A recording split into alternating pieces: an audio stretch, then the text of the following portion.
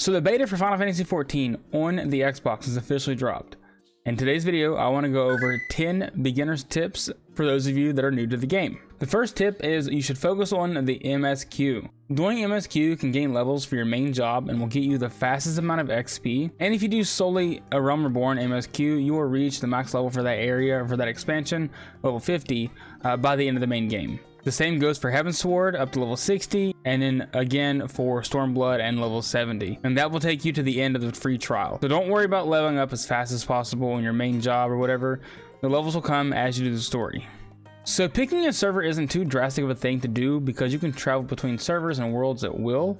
However, the only thing you will want to do, however, the only thing is if you want to guild up with your friends, you will need to be in the same world. For example, if I'm on Cactuar and my friends are on Leviathan, we can't be in the same free company. This is because free companies are locked to worlds, but you can still do things together via world and server transfers. Like I said, you just can't be in the same free company. Also, if you're a free trial player, you can't join or create a free company anyway, so if you plan on staying free to play, keep that in mind. I have a whole video detailing all of the things you can and cannot do as a free trial player, and I'll link that down below. While doing the MSQ, as you level up every so many levels, a new job quest will appear below the MSQ marker in the top left of the screen.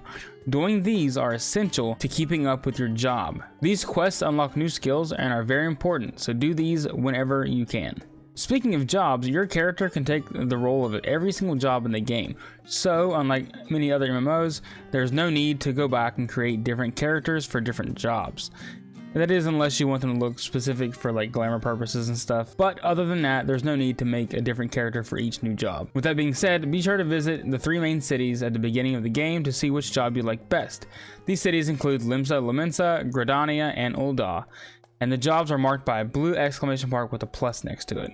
As you find gear and use it, its quality will degrade, and if you aren't careful, it will break and your stats will tank drastically. When the gear becomes close to breaking, a notification will pop up on the screen. This is to remind you to get to a mender when you can and pay them to repair your gear. And don't worry, it's really cheap to do this. Also, if you're in a dungeon and notice that 1, you're dying super quick, or 2, your HP and stuff is way lower than your other party members, there's a good chance that your gear is broken.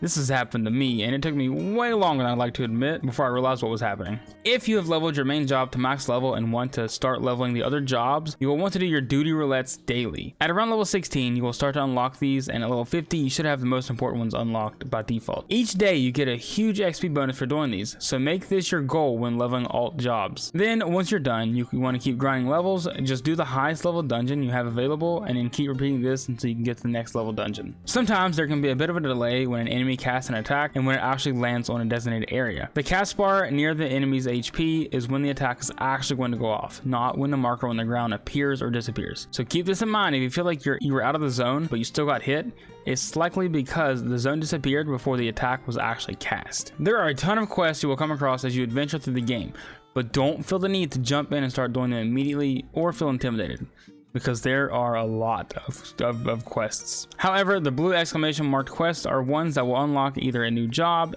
Aether Currents, and also unlocking new content. These aren't required, and if you want, you can accept them and come back to them later whenever you want to take a break from the MSQ stuff. So again, there's a lot, so just don't feel intimidated because it can easily be done. You can actually play most of the game solo if you want, thanks to this new mechanic called the Trust System. This will allow you to take members of the Scions of the Seventh Dawn in dungeons with you instead of relying on real people. The only downside is that it does take a bit longer to run through the dungeons with NPCs than it does with real people, but this could also be a good thing because most people will just kind of fly through the dungeons without a second thought. So if you want to explore and take your time, give the Trust System a try. One thing about Final Fantasy XIV's community is that they're super helpful and understanding when it comes to welcoming in new players. Don't feel bad if you don't know fight's mechanics or where to go. As long as you have that little sprout over your head, people will be very understanding and help you when it's needed. So if there's anything you don't understand, be sure to just ask in the chat, and 9 times out of 10, people will be very understanding and help you understand whatever it is you don't understand. With all that being said, Final Fantasy XIV is a very new player friendly, and so you should play at your own pace and not feel rushed or feel like a burden to other players. We get it, and we were once a Sprout too, so we're here to help you in any way that we can. If you get burnt out on MSQ stuff, go check out the Gold Saucer and play some mini games, or you can go crafting or fishing. There are so many things to do, and you can do them all at your own pace. welcome to Eorzea. For more videos and guides on Final Fantasy 14, be sure to like and subscribe. Also, be sure to check out this video up here for all things you can and cannot do as a free trial player. As always, thank you for watching, and I'll see you guys in the next video. Peace.